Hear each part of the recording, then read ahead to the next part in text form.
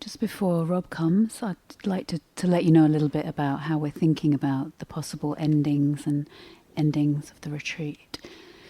First thing to say is if you've put your name on the list for an individual interview and haven't had one yet, which there are a good number, there'll be hopefully a couple more offered tonight. And tomorrow, if you're able to stay after lunch, then we can see some more. We would intend to see a few more people then as well.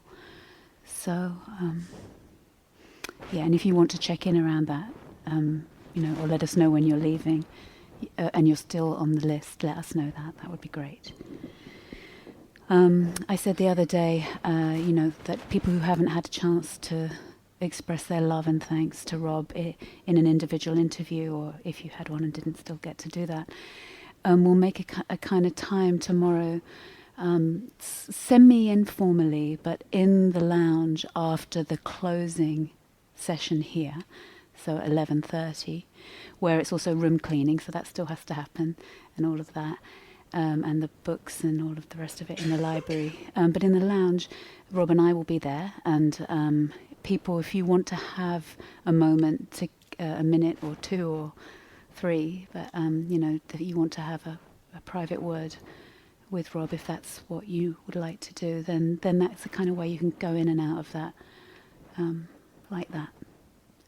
But bear in mind there's lots of people here as well, so it won't be a full interview or everything. It will be if you want to make that contact, there will be a chance for that. And we'll also do some other pieces around ending, of course, but that's where that part that's a little bit more personal and private can happen in that kind of way. But we'll have other forms in the ending of the retreat as well. And just to say, tonight, one of the ideas that we had, on the day before the retreat ends, often there will be a dharma talk. And on our soul-making retreats, Mark has done a fabulous job of offering dharma talks, as he does. And he's not because he's not here, but we had another idea this time, which we'd love to invite you to participate in, which is that I'll set it up tonight if you're up for it, where you're all sort of facing into each other with a space in the middle, semi-ritualized in a way, but where the dharma talk is offered by the community, and in the way that I think Lee Brassington does it, or some other teachers do it now, and we've done this on our Buddha Dharma Sangha camp, where there's a mature community of practitioners that, let's say, there will be 20 statements of dharma made, and one person stands up or sits down and offers their statement, whatever's on their heart to say about dharma, and that's finishing. Then the second person who is called upon to speaks with relation to dharma for this retreat and the staff, etc., etc., and anything, the ensouling, all of it.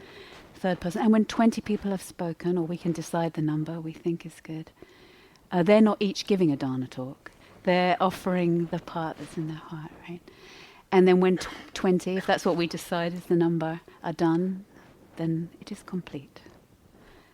It's really lovely way I've witnessed, been part of, and been not part of. And Rob and I wouldn't be here for that part. This would be yours. That's not the only thing that we intend to for tonight, but that was one idea. And then we'll have we're intending for something else tonight, and then tomorrow morning, sitting before breakfast, Nick will offer our staff coordinators closing information, and then in the closing session here, I think it's at 9:30 till 11:30, we'll have some formal ending together as well. And I know there's a part where that some of you have written notes, and that would like to be a place where we can bless Rob. Hello. So we'll see if that's part of it too.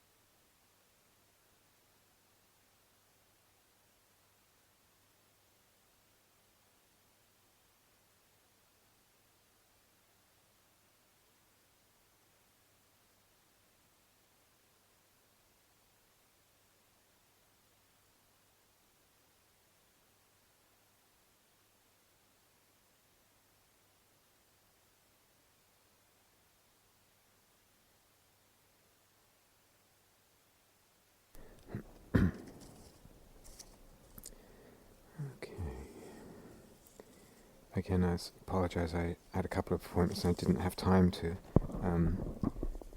collate them into a sort of logical thread of order, but let's just see.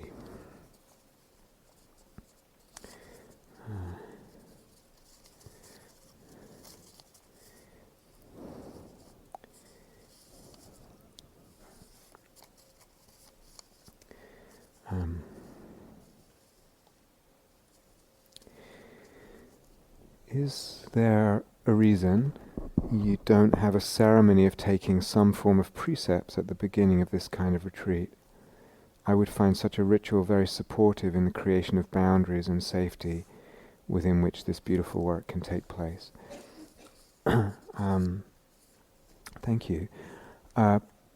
Yes, interesting. You're probably not alone, whoever wrote that. All the retreats at Gaia House are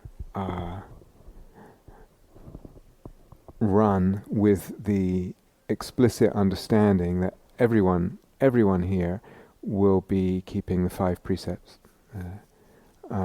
and that should have been kind of gone through by a coordinator before the opening. Yeah. The reason Catherine and I didn't do it is just because often it feels like with these kind of retreats there's quite a lot that we would like to do on the opening evening, and we're conscious that people have travelled and will run late anyway, etc. So we, in a way, we're looking to minimize what we do, and if the coordinators can do a bit in their opening, there's just a practical reason to hand it to them. Of course, for some people, a coordinator sitting up here and just reading a list of the precepts doesn't carry the same impact or on the soul, on the being or beauty as a ritual might. So yeah, we acknowledge that maybe it's something to think about. But more broadly, people will probably differ. If I speak personally, and not to say everyone should be like this at all, people differ. So some people I have heard them say that at some point in their history of their Dharma practice and exposure to Dharma teachings, they formally took the precepts with so-and-so teacher or so-and-so, or in some such and such a place in India. And of the people who say that, for some it's clear that was really a turning moment in their life, and they took that very seriously, and perhaps their ability to incorporate that as a turning point was due to the ritual and the ceremony and the way it was set up. For other people who have reported that to me, I see that they took the precepts, and I see that it didn't make much difference. They're still not keeping this or that precept or the precept. So the presence or absence of a ceremony in itself doesn't really do anything. Again, if I people are different. That's really important. But if I think back, I heard my first Dharma talk. I never had heard any Dharma at all. I think I was 19 or something in college, and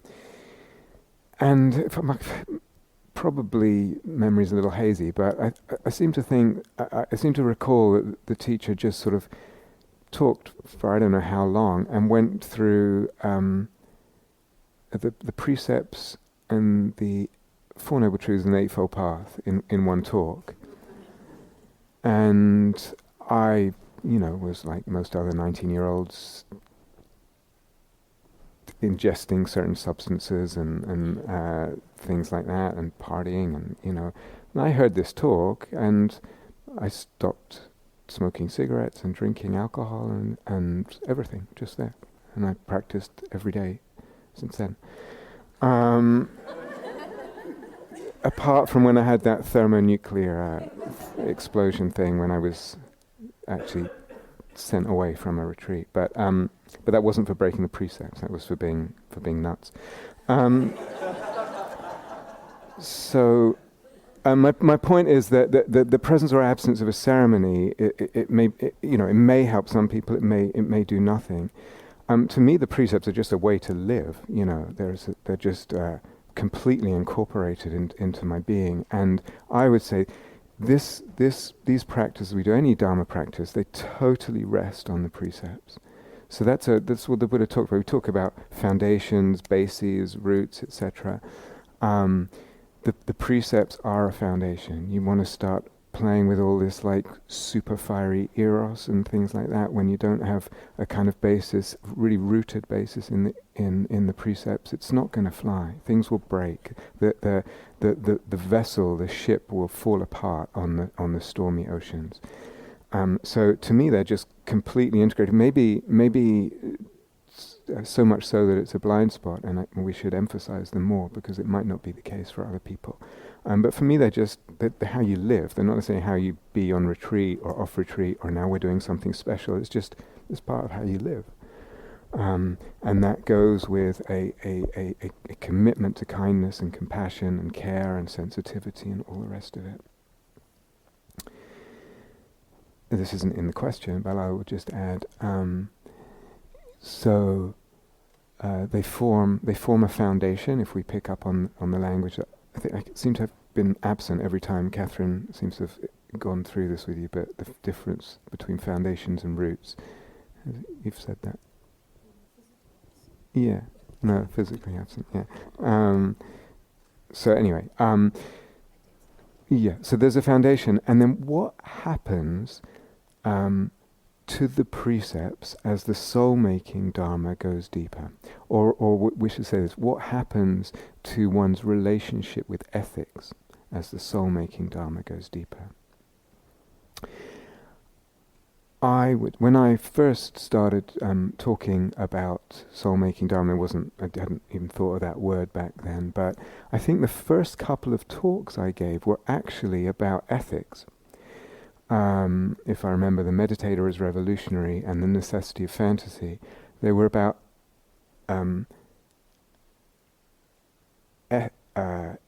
climate change, ethics, and image or fantasy. And they were probably way too long and complicated, so probably most people just heard talks about climate change, which is fair enough and fine. But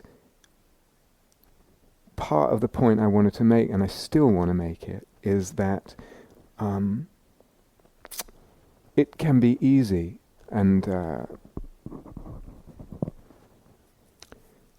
maybe even common, I don't know, for some Buddhist practitioners or practitioners to look at the kind of things we're talking about and doing and worry about the ethics there. Or maybe not hear so much about ethics and think, you're talking about all this sexual stuff, and then you have this violent imagery that you're saying it's okay, and all this business. I would actually, and what I was trying to do all those years ago, is actually say, look, we have all this talk about ethics, and we have these ethical commitments in the Dharma.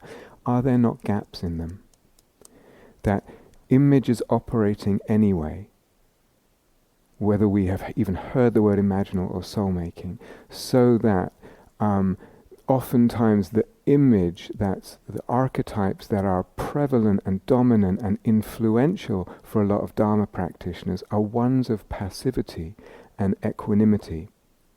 And you don't get, especially in Theravadan Dharma, you get the picture of the Buddha like this, got his eyes shut and he's meditating. He's very, very peaceful and fine, thank you very much, while the world is burning.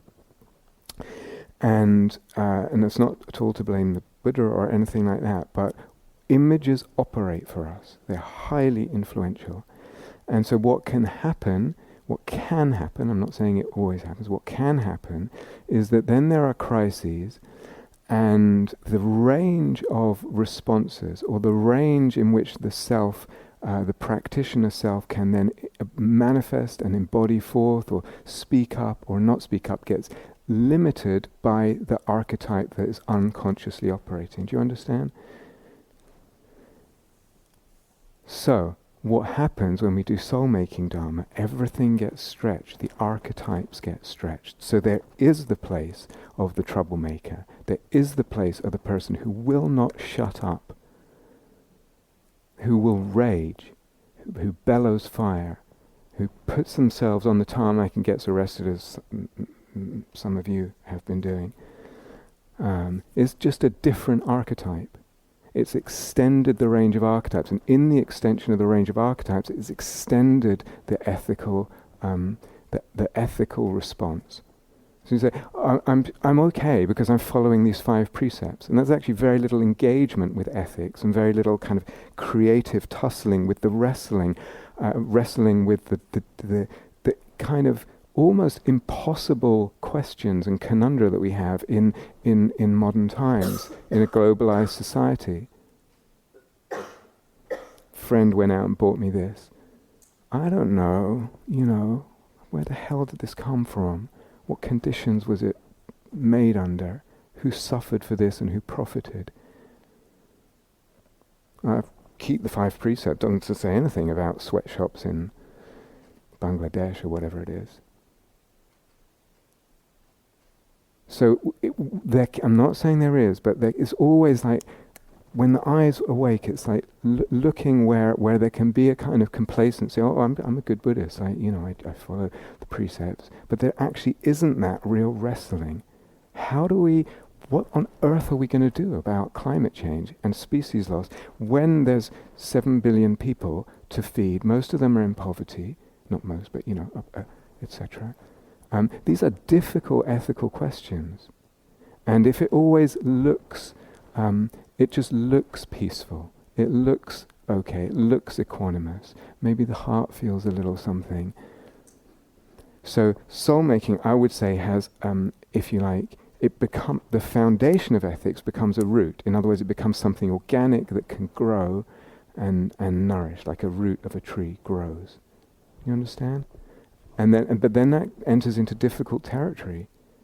I'm going to piss people off. I've pissed plenty of people off, I have to be okay with that and decide, well, maybe it's, the cost of the ethical, whatever, price of pissing people off versus, I don't know, something else.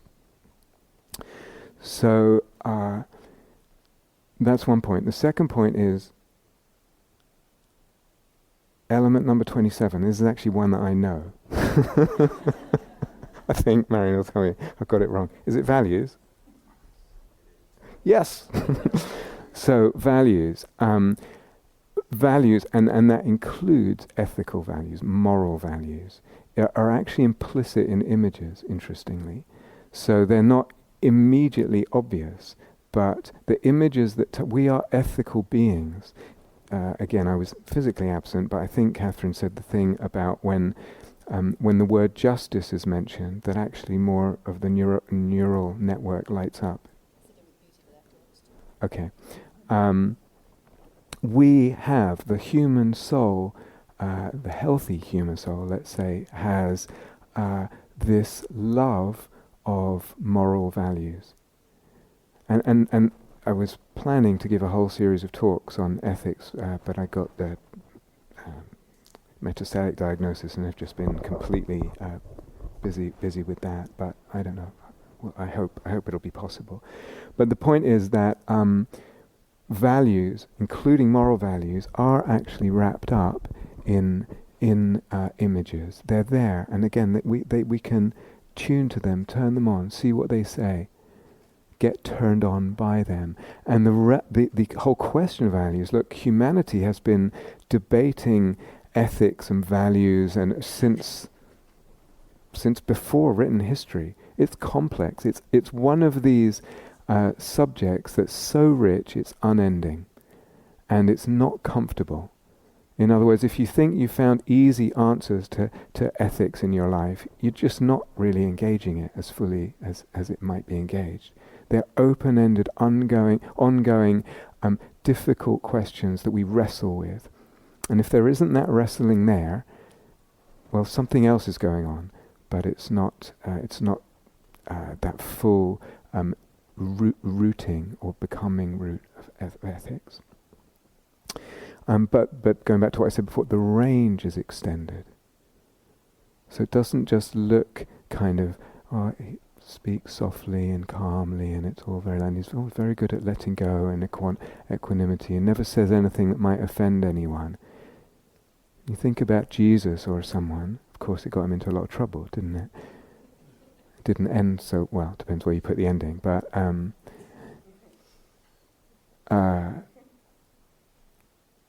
so anyway, you get the point. It's to me it's a really, really important area, and it's integral to what we're doing. And if it isn't at the beginning, it will become so. It must, just because of how the soul-making dynamic works. It will pull these things in. They will become obvious. It will extend your range ethically, and your ethical sensibility and moral sensibility, all that. But yes, in terms of ceremony, we can certainly think about that. Here's an interesting question. I actually don't know well, actually, here's one that follows immediately. Can you see a place for ritual or a need for it in soul-making practice? And if so, where does it fit? Absolutely. We usually have a few rituals as part of these retreats. Maybe less this time just because of my health and capacities and energies, but we're very keen on it, you know. I think partly the function of rituals is, from a soul-making perspective, is that they start to... What's happening in ritual, again, this is one of these subjects we could talk about a lot, but one of the things that's happening in ritual is that when we meditate, you know, it looks very still and the eyes are closed, and it's, you know, what's engaged? Mind, so to speak, and experience of body, but action of body is not, it's still. And then typically when we meditate we close the eyes, so there's a kind of shutting out of a lot of the sensory connection with the things of the world. In ritual, one of the things we're doing is including the actions of body, the manifestations of voice, speech, as well as mind, and the objects of the world. And all that gets included, which doesn't usually when I sit silently with my eyes closed meditating on something. So when we talk about sensing with soul, and when we talk about this idea that the whole point, perhaps, I mean, for me anyway, the whole point of these practices and this teaching is to extend and expand the range of our senses of what is sacred, then ritual is very much a part of that. I remember a beautiful ritual that Catherine led. Some of you were here. It was a few retreats ago. And I think it was this on the floor. And then she spoke a little bit about certain words and things. And we had these tangerines, if I remember. Were any of you here for that? For me, through the ritual, the tangerines right then, in that space of whatever it was, half an hour, they became sanctified. My sense of the tangerine was of sacredness right there. So this is part of the function of ritual, that it starts to include the things of the world, the objects of nature and the senses, and supports and opens our capacity to sense them with soul, to sense them with sacredness, as sacred, including this self, other selves, bodies, the actions of body, the gestures, the movements, etc. So in a way, all the stuff that we haven't done on this retreat, we did a bit of movement. I think we had 3 or 4 sessions of movement on one of the retreats. And again, the function is the same. It's really, look, here I am fiddling with my hat, or moving my hands. If I'm sensing with soul, this very movement of hands are just, you know, automatic when I blah, blah, blah. The very movement has this poetic sacredness to it. So it's part of the function of ritual to make things like the ordinary movements or ordinary objects, food, tangerines, whatever it is, and sanctify them. Bless the eyes, bless the senses that they can sense that way, sensing with soul. That's one of the functions. So absolutely, I think there's a place, and I never used to be into ritual at all. Now I'm totally love it. Just like I said, this retreat had to be limited, unfortunately, somewhat. But there's still time, so we don't know what might happen.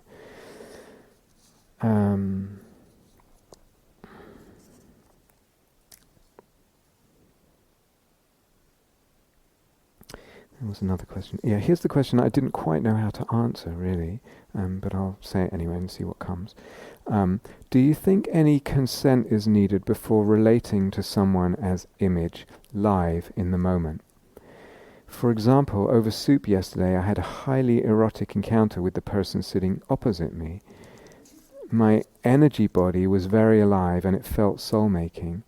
Really, I'm very curious about what seeing others and self as image, whilst interacting with them, or live as it were, in the moment, can open up, the benefits, the risks.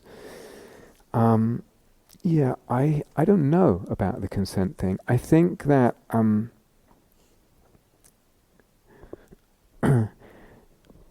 so I don't know. That's my main answer, is I don't know.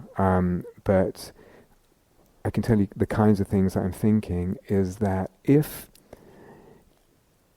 the elements are there and they're switched on, in other words, if it's really fully imaginal or towards that end, then there's no danger, there's no intrusion, there's nothing like that whatsoever. Why? Because it's not real. It's neither real nor not real. And there's humility, and there's the sense of divinity, and there's love, which implies a respect for the other person's being. And anyway, to perceive that way takes an extraordinary amount of sensitivity. So it's not that in the seat of that sensitivity one's going to be exquisitely sensitive to how beautiful they are and how much eros one is feeling, and completely insensitive to another person and their space and what they might need, etc. I guess it's possible, it's highly unlikely. So I think, my answer is I don't know, but I would think that if all the elements are there, then actually it's completely safe. If they're not there, if you haven't, in other words, if a person hasn't really tasted, they just hear, maybe they just randomly pick a talk on Dharma seed and start listening, what the hell is this? And then they write to whatever the international Buddhist authorities are and say, do you know that there's these people in Devon, and that's all based, that kind of trepidation and fear, and it must be unethical and all this stuff, or what are they, that's all based on just not having tasted it, not having understood. I think if a person really knows that, then they'll recognize these elements there, and they'll recognize the non-intrusiveness of it. One thing I threw out once or twice was, when we talk about energy and energy body and the energy field between people, now most spiritual cultures tend to think of that as a real thing. So that we what is that? It's got a word like psychic vampire or something. Has anyone heard? Is that that sort of thing, or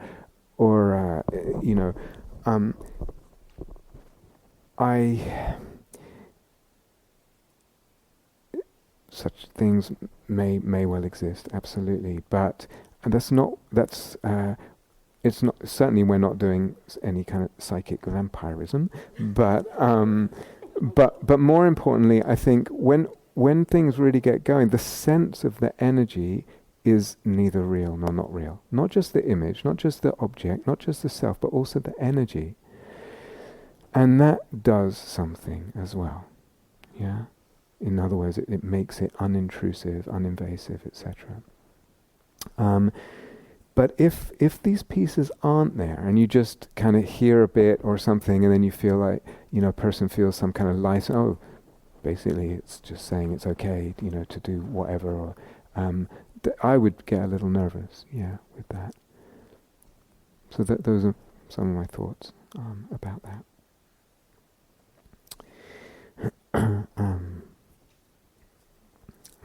Hello. I am still very new to the imaginal practice. Could you line out very briefly again what it is that is important or necessary to pay attention to when just at the cusp of entering into a specific imaginal practice, or when bringing in an image to be worked with? What are the important questions to be asked? What are, or some of the important questions to be asked to oneself or the image? Is a certain amount of resonance, aliveness, or meaningfulness of the image a prerequisite to be able to work with it in the imaginal? Or can anyone be brought alive by slowly tuning into the elements?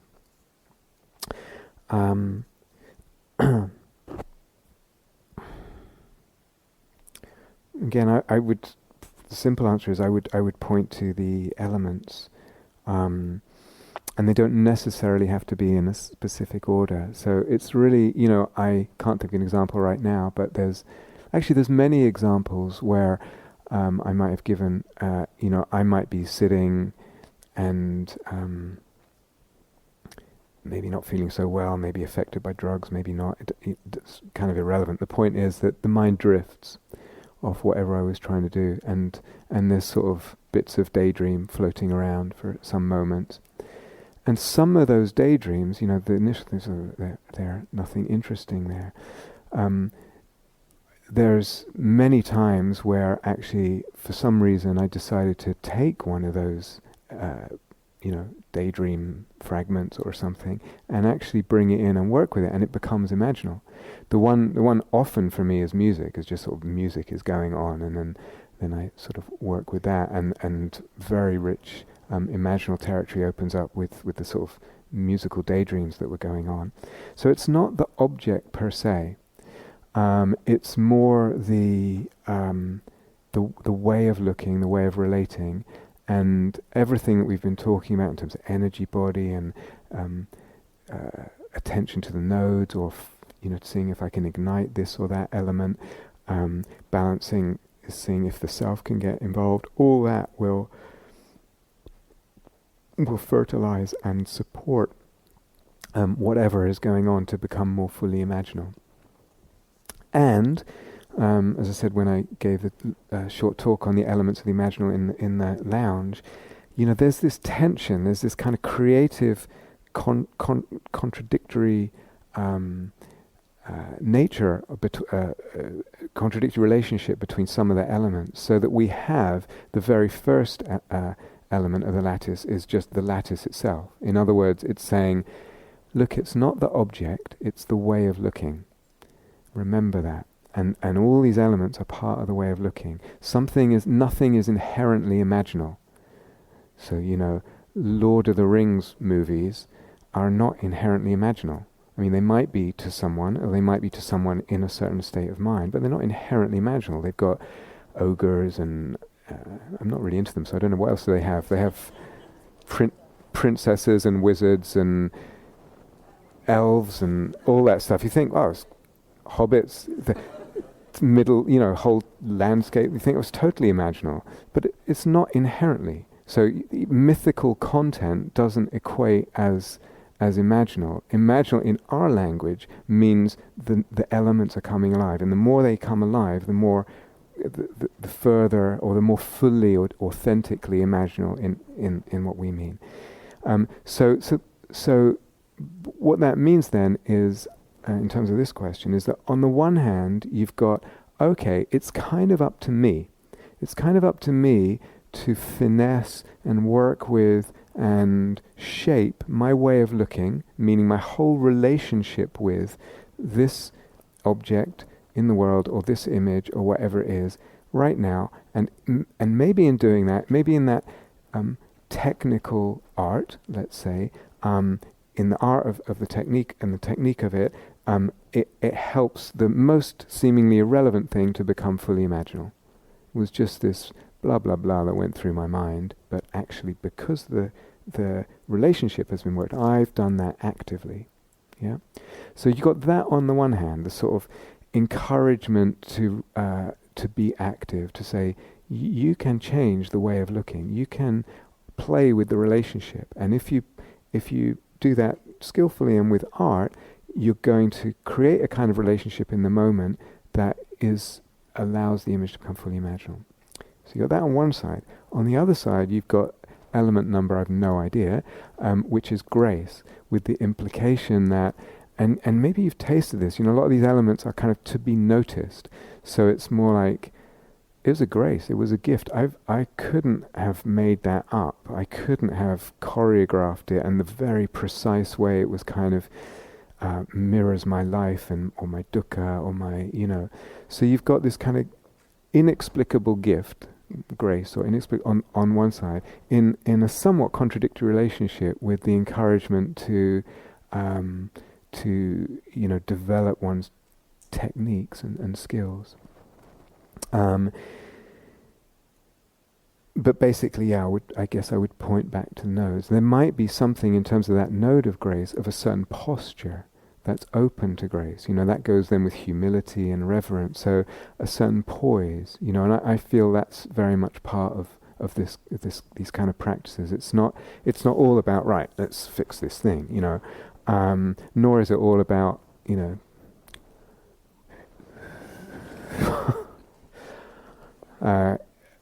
there's something balanced there. But if we're talking about grace, grace also requires a certain sensibility to open to it and to receive it.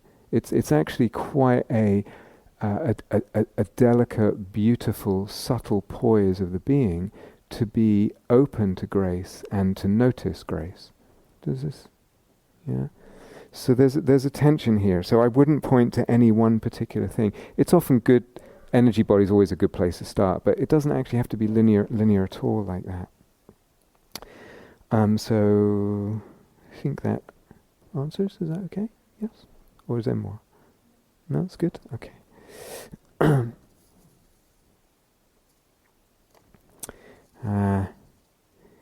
How to deal with sexual eros in, quote, real relationship after the retreat, for example. A bit of guidance is required. Does this person want to say more about what the concern is, or you don't have to? I could try and say something, but I'm not quite sure what the question would be.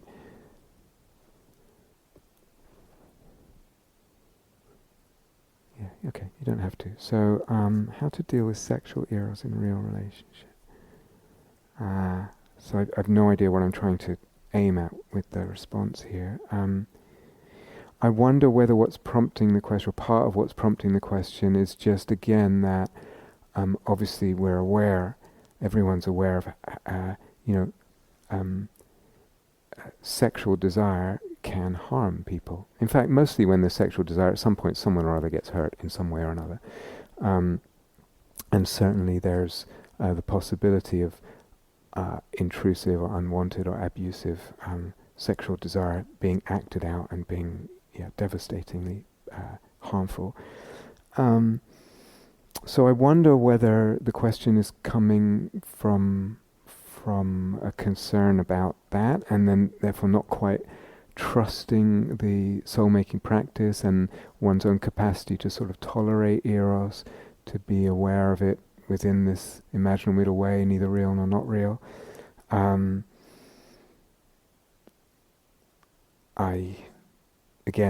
would point back to more practicing and not kind of encourage someone to practice with a sexual eros if it actually feels like I don't have the vessel yet to handle that. I wouldn't practice it with it in meditation, even. You have to see how it goes, but if it feels like this is I'm spending 23 and a half hours a day under the cold shower, you do need a certain capacity and therefore a certain skill with energy body, with view as well.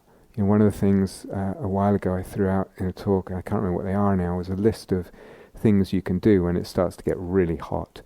and it's kind of almost intolerable, the sexual eros. One of them is expand the energy body awareness. Why? Because eros is not a problem. What's a problem is craving. And craving goes with reification. Craving also goes with a contraction of the energy body. Every time there's craving, the energy body contracts. If you don't know this, study it until you absolutely know it for certain. A hair's breadth of craving and you can feel it in the energy body. Relaxing of the craving, the energy body opens. Open up the energy body, and sometimes the craving soothes, and that craving can then become eros. So what often happens, it may happen more for men than women, I don't know, but sexual energy often gets contracted too in a certain area of the body, and then there's an enormous amount of pressure in that area of the body. And it can feel hard to contain, and then one must act or release or this or that. But really simple thing, again, it's practice. The more space there is in the energy body awareness, the more that sexual energy can actually fill the whole space. And like a gas, when it has more space, there's less pressure, right? You know that from... Now, did you guys do O-levels or GCSEs? GCSEs, I think so. Did they teach you this about gases? So, more space, less pressure is one very simple thing. A much more sophisticated thing in this list that I now cannot remember, but is there somewhere in the Eros Unfettered series, is if you're able to do it, and again, this will only be even make sense or be accessible if you've already done quite a bit of soul-making practice and imaginal practice, is this desire, this eros, this sexual energy, whose is it? So, of course, the normal human thing is it's mine. I don't even think it feels like mine. And either I feel bad about it or whatever, but it's mine. I'm identifying with it, just like that's the normal way to identify with anything that's going on in the body, usually. Typical, or rather mainstream Dharma can say, whose is it? And say it's anatta. It doesn't belong, it's not yours, don't identify with it. If you take something that's going on in the body, let's say in this case sexual energy that's uncomfortable, and you decide, I'm just going to see it as anatta, and again, you're just viewing it, not me, not mine, not me. There is this energy, there is this sexual energy, there is this discomfort, rather than it's mine. So I'm not even waiting to make sure that I have this idea that it's mine. You do have the idea that it's yours. It's just a normal human way of functioning. But in the mainstream Dharma approach, one of the contemplations of what's called three characters is contemplating it as anatta, as not self, not me, not mine. What happens if I take any experience and I just keep regarding it in them over and over, not me, not mine? I know you know the answer to this. Oh, come on, humour me. Good. It fades. The sexual energy will go away. Now, at first, actually, you have to, again, this is the kind of practice you gain skill in. So the first thing is probably nothing happens. Then if you stay with it, what happens? Oh, there's a bit more space. There's a bit more relief. I have a bit more distance on this sexual energy. It's not so compulsive. It's not so painful and difficult and oppressive. If you develop your skill with that anatta and you keep doing it, whatever this could be the same for a knee pain or whatever, it starts to fade. The perception itself starts to fade, and so bye problem, bye sexual eros as well. Really, really skillful, really, really wonderful to devote the time to develop that kind of practice. Not just absolutely. The main point is not for the relief it can bring. In those kind of situations, that's actually completely secondary. It's way down the list. What's much more important is what that says about emptiness and dependent arising in the long run, and that view. So there's normal view, it's mine, of course, I don't even think it, I feel it, I identify with it. There's the possibility of a traditional Dharma view of regarding it as not me, not mine. And then there's the possibility of a soul-making, an imaginal view, which views this desire, this sexual eros, however hot and lusty it is, however even uncomfortable and forceful it is, forceful in the being, it's mine, and it's not mine, and it's God's. It's the divine's, it's the Buddha natures. So it's not just a kind of what they call a non-affirming negation. It's not mine, but you're not saying whose it is, as you do in the anatta. You're actually saying, it's a kind of triple view at once. Mine, yes, of course. Not mine, yes, and God's. In other words, through this, through my eyes, through my lust, through my passion, through my desire, through my body, through my libido, you choose your words. The divine eros is operating, is seeing, is desiring.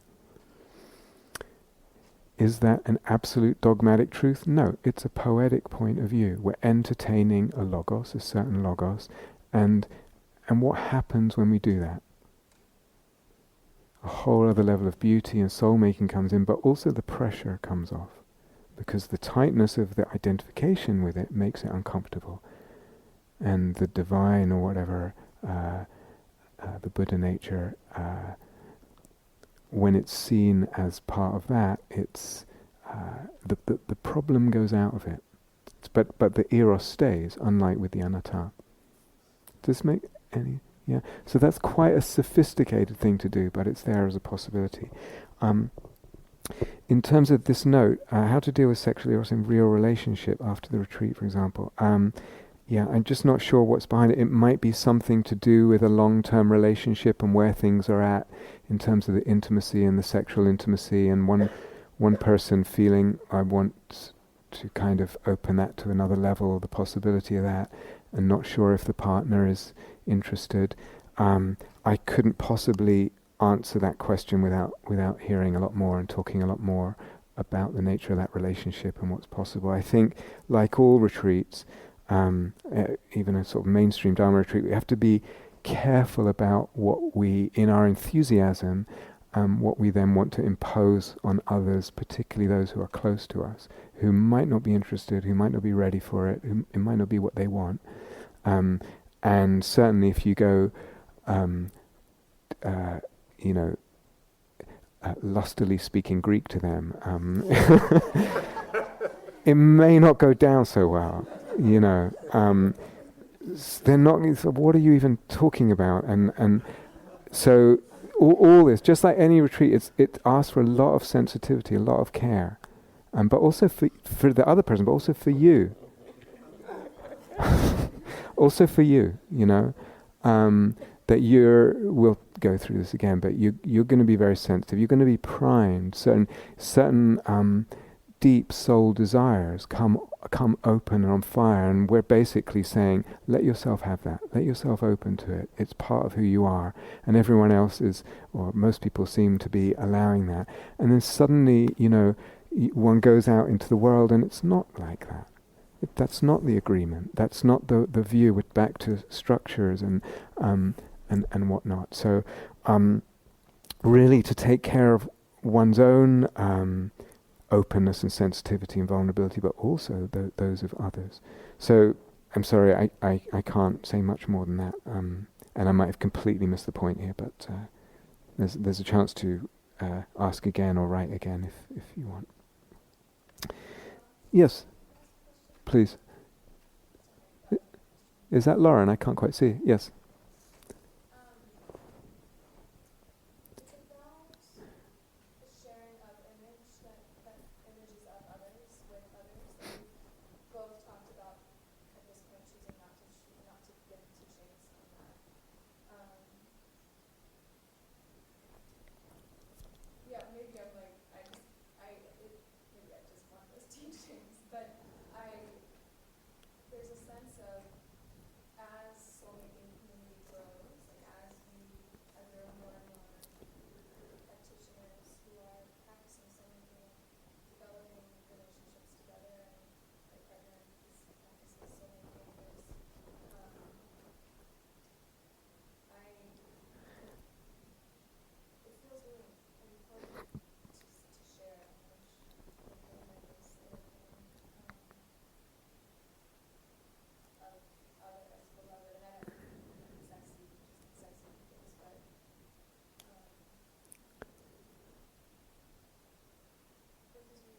Yeah, thank you, Lauren. Could everyone hear that?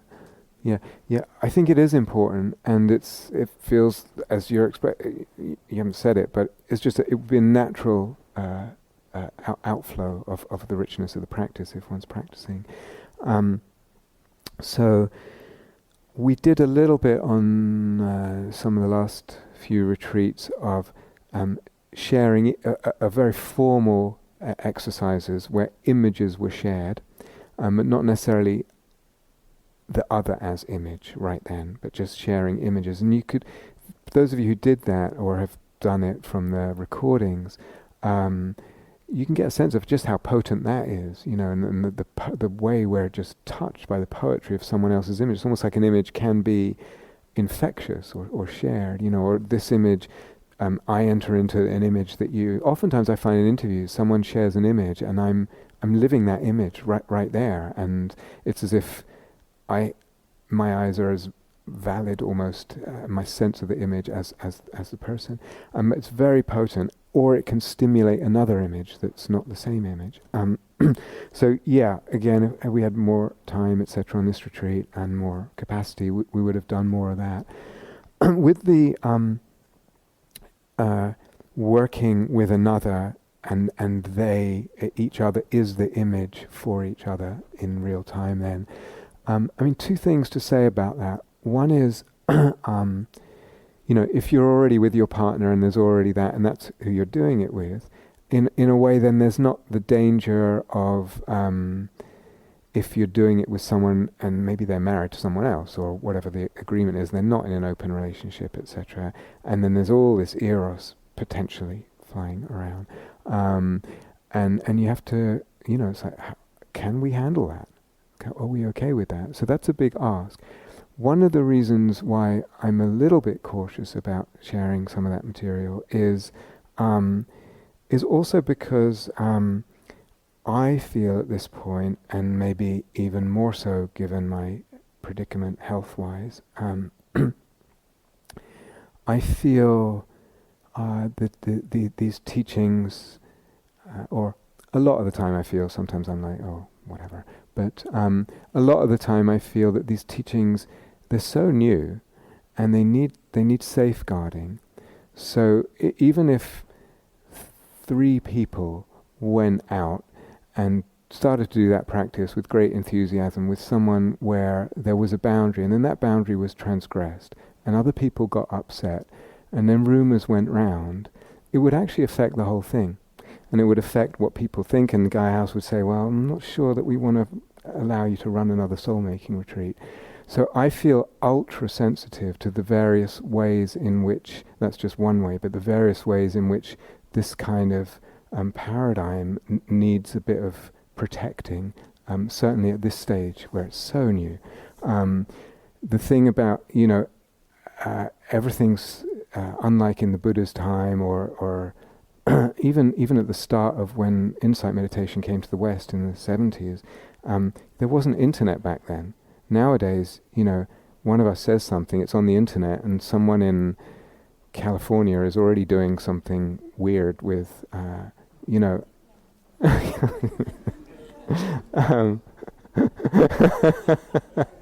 okay, yeah, that's what I figured, that it would land okay. So, well, I could have said tenderness, but anyway. So I feel sensitive to that, and kind of some degree of responsibility and some degree of just hope. It's like I feel, in many ways, this is a little off your track of your question, but I will come back. I feel in many ways, what's the word, dependent and vulnerable to you guys. Not just because I might not be around, I probably won't be around, not just because of that, but I am anyway, or we are anyway, because it's not just me who's responsible, or us that's responsible for caretaking for this, and it's so easy for things to get diluted, misconstrued,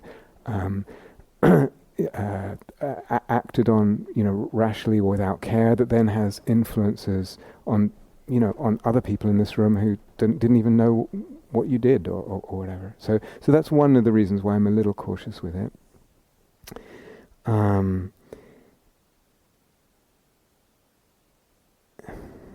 Can't remember the other reason now. Sorry.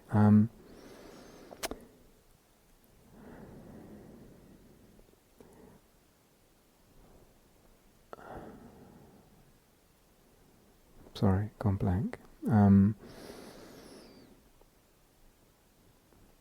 It's maybe if there's time we will record some teachings about that. I think it just needs a lot of care, and yeah. Sorry, I can't remember what else I wanted to say about it. How does that sound, Lauren? Good. I have like several. I've had already a lot of conversation more than Yeah. Okay. So maybe some point we can have that conversation. Yeah. Let's just see. Did you want to say anything about it? Yeah, there's quite a lot to say. It's the thing about that kind of is it's super abundantly rich. So not just in terms of erotic charge, but it's very rich. It's like turbocharging things.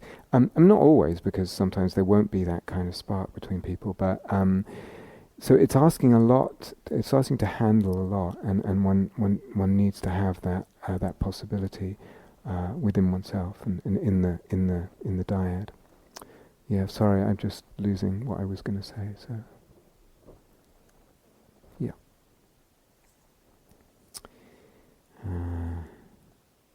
Thinking about the adventures of other explorers of the imagination-imaginal, such as Jung or Hillman, Nietzsche, do you think that soul-making Dharma offers a smoother or safer path? Can these same approaches help with the difficulties that meditators sometimes encounter on and off the cushion, such as kundalini roller coaster or dark night as described by Jack Cornfield in A Path with Heart? So, just have to be brief. Some of these questions are huge, and I feel like probably talk hours on them, but just briefly now. So, it was interesting. I was struck by actually Hillman makes this point. When Jung started doing his explorations, and the Jungian tradition still, maybe less so nowadays, but for quite some decades, kind of there was this. They use the language of the unconscious, as if it's this terrifying pit of darkness and monsters and who knows what might come up and bite you and etc. And that was, if you like, it almost seemed like a preconception. And then, similar to Julia's question yesterday, you say, "Oh, I operate with that preconception, and lo and behold, that's kind of what gets created there." And Hillman points out, writing some decades later, probably, I can't remember his words, but he's kind of sarcastic and caustic and says something like, the unconscious now has just become, I can't remember what he said, but joking, it's something that people kind of journal about and stuff. It's all very tame and not scary at all. So what's the true thing there? It depends on the conceptual framework, partly. Nietzsche's a whole other kettle of fish, and I'm not sure he was really into what we're talking about anyway. But let's not get onto Nietzsche. But so, do I think it's smoother or safer? And then if we get onto this thing about kundalini roller coaster or dark night, some of you may not know what that means. So. Jack's got a book called Path with Heart, and there are other books around which either describe, borrow this term from St. John of the Cross, called Dark Night of the Soul. St. John of the Cross meant it in a completely different way. I mean, utterly, utterly different. So the modern meaning in, let's just keep it in Theravadan Buddhist circles, has come to mean that if you do insight practice with a lot of intensity and you start to go deep, you start to feel really uncomfortable and really unpleasant things start to happen. And maybe you go a little nuts or you feel really sick and over and over. And this just goes round and round in cycles. And so people give it the name the Dark Night of the Soul, borrowing this term from St. John of the Cross, who meant something entirely different, etc. Or you get a kind of kundalini explosion of energy, similar to the thermonuclear thing I was describing, or I alluded to. I feel quite strongly about this. I looking back to the book I wrote on emptiness, I sort of there's so much in that book that I thought would be obvious if I just said it really subtly and gently, and clearly it wasn't at all. So I should have been much more direct and strong. I feel this is a complete misunderstanding and a mistake. Why? Everything's a dependent arising. If I feel sick from practice, it's because of the way I'm practicing. If I feel jittery and I feel like I'm going crazy and I feel like cycles of depression, it's because of the way I'm practicing. So this, what's being referred to here, either the kundalini thing or the dark night soul, tends to happen when there's two factors are prioritized in insight meditation. The contemplation of rapid moment-to-moment impermanence with a very narrow focus of intention, trying to get as atomized as possible. Attention? Attention. A very narrow focus of attention. So here's a pain in my knee. How microscopic can I get into those sensations, and how fast can I see them change? And the more microscopic and the faster I can see it change, the better my practice and the, quote, deeper I'm going. And with that, there's a lot of intensity of effort encouraged. Put those three things in a box, what do you get? A box of mad frogs.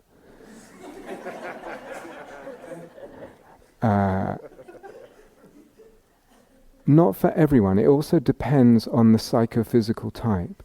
So that Sarah like that.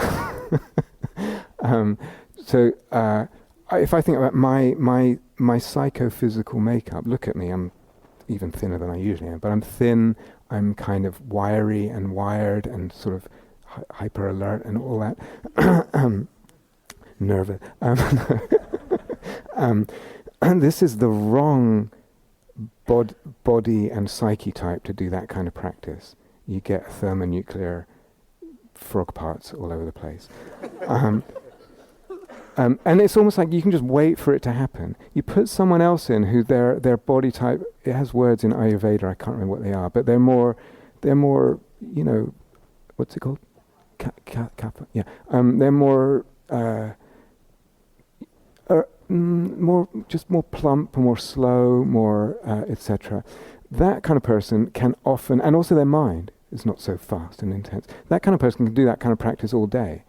It's not a problem. It won't do anything. So you have to partly it's to do with the psychophysical makeup, but anyway, what's also happening there is it's prioritizing impermanence as the main one of the three characteristics. And it's seeing anatta, it's seeing not self, through the approach of impermanence. There is no self because all I see in here is impermanent things. And there are other ways to do it, and you can find it all in the book or in recordings that I wrote. But and then the whole insight practice unfolds very, very differently. So I'm saying it now. I think it's a little bit ridiculous, to be honest. And a lot of people suffer a lot or get really proud that they're going round and round in these cycles of misery, as if it's some badge of accomplishment. And I'm really near to arahantship because it's really, really miserable. So to me, there's all kinds of problems with that. But one of them, and probably in a way the most serious, is the deep insight isn't there. One's just seeing impermanence and things are exploding or disappearing or going nuts or energy's flying all over, whatever it is. But where's the insight into dependent origination? Where's the insight into deep emptiness? One has seen impermanence. One can see impermanence. It's not a deep insight. It's not the level of insight that I think is more beautiful, more mystical, more transformative, etc., etc. So when we come to our practice, and sorry, that sounds opinionated, I'm partly in response to, as I said, trying to say things so subtly and gently that it seemed like no one saw that they were there. But when we do this practice, we're emphasizing there's a lot of softness. Even when we say open the energy body, put the energy body in relationship with something, it's a lot softer than kind of burrowing my attention, into some microscopic point and then just kind of holding it there. So the whole, and the inclusion of the heart and the sensitivity and this kind of the encouragement to modulate and attune the attention, all this is soft and subtle and open, and so that the path deepens in soft, subtle and open ways for the most part, and there doesn't need to be all these explosions and difficulties and crazy making stuff. So is it safer? Heavens, why don't I just stop nappy-paying around and say yes? Okay. Sorry.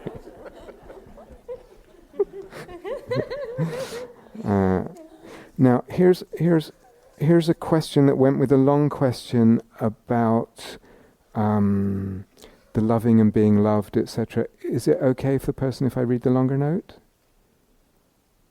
How are they going to respond to that? Is it a yes? Yes. Okay. So here's a longer, some of it. Okay. Let me just see. Okay. Let's see. So I partly don't know the answer to the main question, so that's actually interesting in itself. But it was such a beautiful image, and I just thought to share it. Yeah, if that's and I can answer some of it if that helps. Late in the retreat, I know, so I understand if you cannot answer my questions.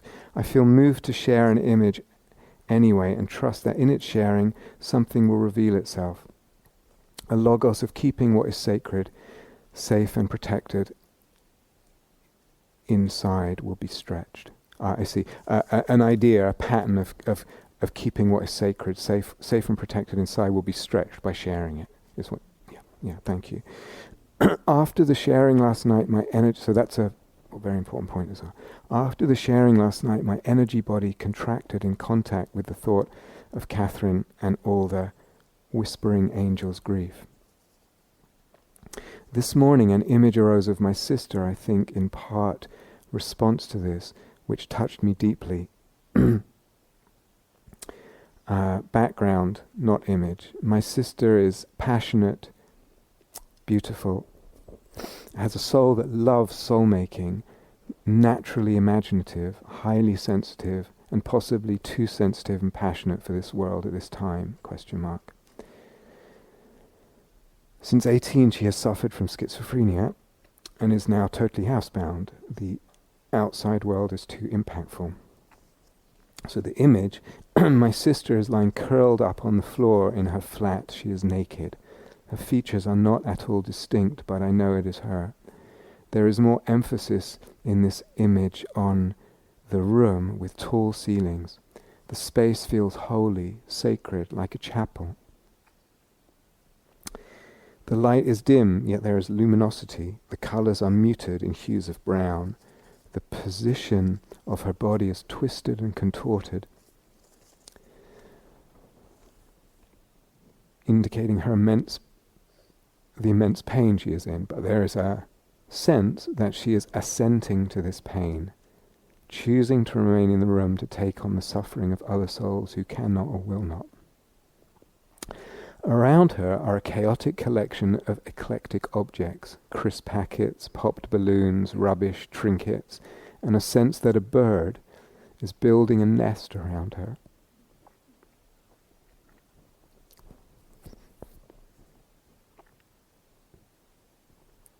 Offering these objects to her, but the bird is not in the image, just a vague sense. So there's so much detail here. You see, you get the sense of an image, but of a aspect of an image, but it's not visual. It's just it's all part of the imaginal. Don't get hung up on the visuals. Yeah.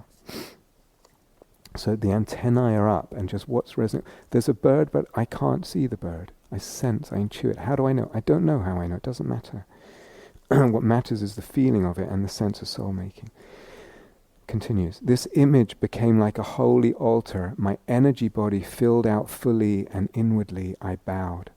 My heart center open and bright, despite being moved to tears. Bearing witness to her suffering feels beautiful, despite or even because of the pain, ? This image had the immediate effect of opening my perception of the previous night and to all fellow retreatants, angels bearing their own particular joys and pains. But the conception of individual suffering, theirs and my own, struggling to read this, something, for what I and all of us have been asked to hold in this lifetime expanded. Okay, so the conception of individual suffering, theirs and my own, and for what I and all of us have been asked to hold in this lifetime expanded. So already it's doing something to the heart, to the soul sense, to the perception. This is a new image, almost a snapshot of time, yet with the sense of the eternal. My question is, however, where in this is the eros? Is it between me and the image, the holy altar? Or is there something in the bird's tendings and offerings that do not ease the pain and yet? Or is the eros to the poignant beauty in the image? I would say all three. So there is eros in between the meditator and the image, the holy altar of this scene, the poignant beauty of it. That there's eros towards that. But also within the characters of the image, there is eros. Most of the nodes are alight within this image, but love and being loved, ? With a human or animal image, I get this, but with a snapshot image, ? Who is being loved? I feel love, but I'm sure I will figure it out if I stay longer. Yeah, I don't know the answer to that. I mean, there's definitely love in the image, and maybe maybe you don't need to figure out where the love is. It's so full of beauty and so much soulful being touched. You can trust that. So we don't have to think, oh, this is all going swimmingly wonderfully, but there's just that node, and then worry about that. So it's working. Don't worry about it. Maybe we'll get some expansion of the teachings here that we haven't thought about yet. It's very possible, As you say, you feel love. There's somehow love. I mean, there's love for your sister, it sounds like, So there's love that way. But so there's some portion of it already present, and certainly between the characters in the image. But I don't know the answer, actually, and I find that interesting.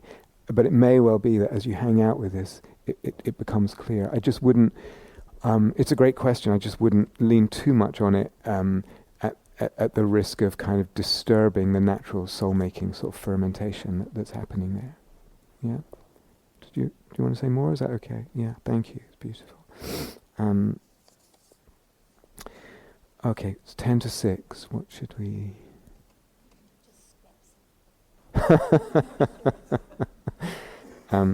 there's actually only a couple more. One question: what would you have called Eros, Psyche, Logos instead? Please expand a lot. Actually, no. I'm missing. It says a bit. I don't know. I don't know what I would have called them. The only issue I have with those words, I know some people don't like the Greek, but in a way, the Greek is good because they're to a certain extent unfamiliar, which is saying, oh, what is that? What do you mean when you say that? If we used words like love, or even just desire, or passion, or lust, or it would they're so commonly used words that we tend to think we know what that means and what the range is, etc. So giving them kind of slightly unusual names just helps to support that sense of, oh, what is that? I don't quite know what it is. I have no idea what I would have called them in retrospect. The only reason I sometimes feel like, oh, I wish we'd used even imaginal or soul and all that different words, is just because of, I think what I said the other day is that they these words are used in lots of different practices and settings and traditions these days, and as much as I know about them, it's clear that we also mean something different, and if it's very easy if you use the same words to just assume that the same thing is meant. Less so with logos. The only logos used to be used a lot in Western culture because it's the beginning of St. John's Gospel. In the beginning was the logos. Actually, the word it gets translated. In the beginning was the logos, and that had all kinds of meanings coming from Platonism, etc. But that's kind of gone out of vogue. And the only place I know that really uses it is the Ridwan teachings, where they talk about the logos of the teachings, meaning the conceptual framework of the teachings, and that whole paradigm. But so I'm less uncomfortable with the word logos just because it's more rare, and so less likely to be just put in the same box as what we might have encountered elsewhere. Eros and Psyche, I don't know. I'm not sure it matters too much, but I can't think we could just make up words, but yeah, I'm not sure. Then the last one I actually didn't understand this question. Oh, just going back to the lovely image of the sister, I don't think the issue was about the snapshot thing. That's just a certain kind of temporal style that the image was in. So I think that has nothing to do with the question of love and being loved. So some images are just snapshots, but they have this. Some are a bit more narrative, or like Karen shared, there's an image, but it has a whole narrative background. I don't think that that's relevant. So then there's a question I just didn't answer. The person asked yesterday, and then again they wanted it addressed today, but I don't quite know what. I'll read it, and then maybe you can help a little bit, if that's okay. So, to be willing to experience fully the grief of extinction of life on earth, of humans, of ancestors, and all their blessing of their particular lives or lines? Lives, yeah. To be willing to fully accept this also means to stay connected deeply to everyone else and their grief, rather than freedom from suffering. Isn't this the bodhisattva path? I'm also referring here to the 4-part talk you gave about awakening, asking what do you want? Do you want to expand a little? I'm not sure I understand quite what the question is around. So your talks you gave us here about awakening, and I think at some point in those talks you asked this question, what is it you want? I suppose what I'm taking from that is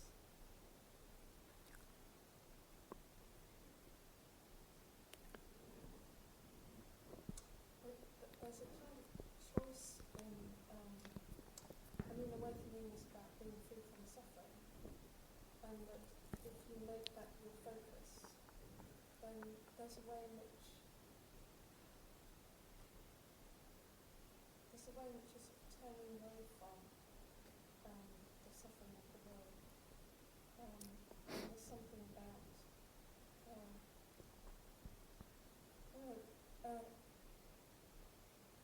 when I've been in a very good place with a lot of positivity, I sometimes have this sense that I'm slightly disconnected from, if there's somebody else who's suffering, I feel slightly like I'm not quite connected because I'm in such a different place myself, and that there's something about our suffering that enables us to connect deeply with others, and to not want to turn away from it. Yeah. And the bodhisattva path, well, the myth of the bodhisattva is to not, as I understand it, is to not go for full awakening, in other words, not go for freedom from suffering, in order to stay with the pain of the world, and almost to kind of be in solidarity with that or something, and to be in connection with that, in order to be able to fully use it. And I just wondered if, because to me it sounds almost the same as the myth of the bodhisattva. What's the it? Sounds the same. What you were saying in the talks about Oh. and you're asking, well, what do you want? What I'm taking is what's important to you.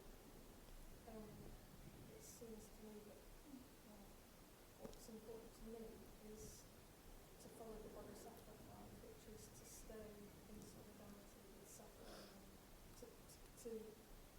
staying continent into that suffering. And my sense was that that's what you were talking about. Yeah. Thank you. Could you hear that? Yeah. Everyone okay? Yeah. Thank you, Ron. I don't remember what I meant on those talks. Sorry, but I do think, one of the things that's happened. There's a few things that's happened since the Buddha gave his teachings, and one is that however some people might try and kind of tear things out of the Pali Canon or whatever, the Buddha's teachings are pretty entrenched in a worldview that believes in rebirth and the possibility, being reborn according to your karma, and suffering and suffering and suffering and suffering until you get awake and you get off that wheel of rebirth. If we take that out, and so a lot of people no longer believe such a cosmology, then you're left with, what does it actually mean? What does awakening actually mean? And what you get is a lot of different interpretations of what that means. What does it mean when you take away this ending rebirth as a goal? And I feel it's quite important to be on a path that feels authentic. You need to be on a path, I need to be on a path that feels authentic to me, that makes sense, that I really can get behind what I'm trying to do and what the goal is. So I don't know what I meant in that talk, and it was probably in a certain context, so I don't want to hazard right now, but this principle of what do you want? And if that's your sense of, this is what I want from my life, I want to be in solidarity, I don't want to be removed, I want to be available, I want to be in service to the world and the planet and the suffering, then you should trust that. And the question is, how can I support that? What do I need? How do I make that a sustainable path and a beautiful path, really? Historically, as another historical point, even the notion of the bodhisattva is gone through quite a lot of changes in different cultures over time, and particularly now in the West. So that if you went back and read, say, Shantideva, or some of the original teachings on the Bodhisattva path, he talks about wanting to be there, sacrifice himself for all beings, and all this and that. And he goes through all this like very sort of florid poetry of self-renunciation, sacrifice. Then you turn the page to the next chapter, and he's like, right, let's get away from all these people and find a solitary place where I can meditate and become awakened, and just where there's no one around and I'm not disturbed by anyone. The idea was it's also wrapped up in what it is to be a Buddha, and a Buddha in the Mahayana is someone who it's really complicated, but it's someone who's somehow a transcendent being but has emanations here on Earth. So whether they're suffering or not, it's a whole question. It then somewhere along the line came to mean this thing of someone who would postpone their awakening to, which it didn't originally mean, actually. And then even more recently in the West, it's come to mean just someone who's sees their path as much about service as about meditation, let's say that, or even more about service than meditation. That's what they want to do. They want to be in the marketplace, in the thick of the things, in the refugee camps or whatever it is, or out there on this pavement with Extinction Rebellion, whatever it is, and that's their path. And now there is a certain freedom in that, there can be. So the word means something different. I think the more important thing is, because the whole metaphysic is completely up for grabs these days, I would give the question back to each of us: what do you really want? Like, you don't know when you're going to die. You don't know how long you have. You don't know how long you're going to have your faculties for and your energy. What do I want? What do I want? And can I let that go deep and burn deep and stay steady with that and have it translate into my life and make it a priority. And that will be different from person to person. So we live in this part of the postmodern predicament, is that there's no agreed upon metaphysic, etc. So you're free, basically, Now that it's not universally agreed on that the end of rebirth is what awakening, full awakening, arahantship or whatever looks like. The question is, what do you make of it, and what do you want, and what does it mean to you, and what do you most deeply want for your life? So I would give it back that way. Just one very brief thing. Still within that, you're going to notice. I noticed some years ago, and I'd done.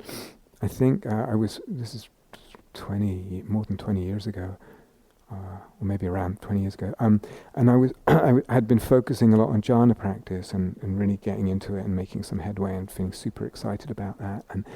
And I was been on retreat and was at home back in my rhythm of my life and was practicing. Would notice on the days when the samadhi was really good, my heart didn't feel as sort of tender and open as it did on the other days. And sometimes when my heart was tender, it was the days when the samadhi wasn't so, the jhanic samadhi wasn't so available. And that really struck me. So it's similar to what you were saying. In a way, we'd like to think there's this state of mind where you can just get it and you have everything right there. And it's all just tickety-boo and everything's available. I'm not sure. So it might be more fluid than that. It's interesting to me, the Buddha, when he talks about right intention, the second factor on the Eightfold Path, he puts things in negative. Right intention, right thought sometimes. He puts things in negative, so it says, it could say something like an intention for kindness, an intention for compassion, an intention for renunciation. But he doesn't. He says an intention for non-harming, an intention for non-cruelty. And to me that always implied the possibility that if I'm right there in the fourth jhana, I'm not actively doing metta. I'm not thinking about, I'm not even that sensitive, but I'm in a state of non-harming and non-cruelty. It's an absence. So I wonder whether he put things in the negative because he realized you can't be in any one state that's going to have all of that. What we want is a life that, well, what I want and what you may want is a life that has access to that, that they're never too far away, that you can fluidly mix between two. And I think that if you're an activist, you need some deep resources, you need some recharging, you need some rest and that samadhi and that kind of just, okay, I'm just now with this with myself. It's so helpful when you then go out and you meet the suffering in the world, or you want to do something courageous, or that takes a lot of energy and a lot of work. So that the going back and forth becomes really skillful. In a larger context, last thing, because I think we do have to eat, right? That's on a longer time frame. So I look at my life and I feel very called to serve, in different ways. But I also obviously have been very called to explore meditative depth and that whole thing. And I look at, I've done long retreats. I think at one point I spent most of a 3-year period on retreat, It was always clear to me that was in the, even at the time, and at the time it was right in there with all the joy and everything and very secluded, not speaking to hardly anyone. It was always clear to me that was a portion of a journey in the service of something that wasn't just about, I get to feel good, So there's a way, some people figure out a life where it's kind of, balanced. They're kind of just about balancing these things as it goes along. If I look more at my life, and I'm not saying there's a right or wrong, it's just different styles of doing it, I can see rhythms where it's much more contemplative, and rhythms where it's actually a little bonkers. I'm way too busy, and etc. But I'm in the flow of, let's say, a service or whatever. And so I look more at that balance. But anyway, if you're dedicated to serving and caring and compassion and embodying that and expressing that, you're going to need also to take care of yourself as a minimum. So those periods when you feel I'm a little less in touch, it's okay. That's exactly, also when you're fast asleep, and no one would say you shouldn't fall asleep. You need to rest, and things get turned off. The world gets turned off when you're asleep. So we need that. Yeah. But yeah, I would basically give you back the question, your vision of what's beautiful, what's noble, what calls you, the life that you feel that if you were on your deathbed, clear and looking back with a clear mind, that you would feel you don't have regrets.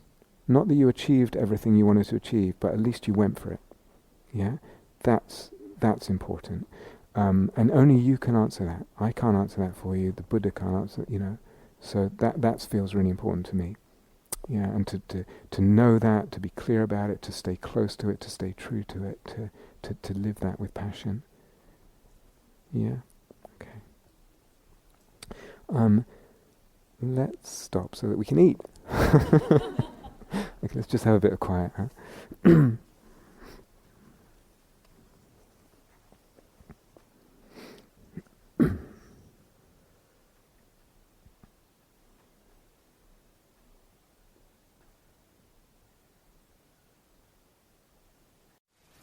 Thank you for listening.